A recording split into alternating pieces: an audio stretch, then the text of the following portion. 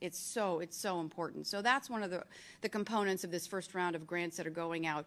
And then the second portion of this, and honestly, I've had so many people come up to me and talk about this, and that is the generic drug repurposing component of this grant.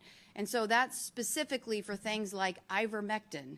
So I know that that's been in the news quite a bit. It made a lot of news during COVID. Mel Gibson was on Joe Rogan's podcast, and he was talking about people that he was friends with, and they overcame stage 4 cancer. And so here's like my perspective, and I've talked to the Surgeon General about this. Like, that's generic form. I think it costs like 77 cents per pill. Is there any incentive on the part of some to want to research this when you're not guaranteed to have a big ROI, right? If you have a novel technology or a pharmaceutical and you have that monopoly and that competitive edge, well, then you're probably going to make a lot more money. If you're researching something like ivermectin that's generic, are you going to be able to, A, find a study that you can get the money to be able to fund it, but are you guaranteed revenue for your company going down in the future?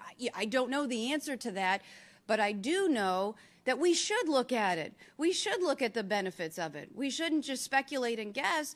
We should, as the state of Florida, with over $1 billion in funding since Ron Desantis took office for cancer, we should be looking into things that are in generic form. And do they show outcomes? And do they show hope for people who are suffering? And we're uniquely positioned to do that because we're not in it for an ROI from a corporate standpoint. We're in it for an ROI on behalf of you, the taxpayer, and you who has a family member who's suffering from cancer, and God forbid that you suffer from cancer. And so that's why I think we're uniquely positioned to be able to help people. And I'm just, honestly, I don't like talking about cancer ever. I told Dr. Panetta on more than one occasion I'd rather sit in my closet and never say the cancer word again.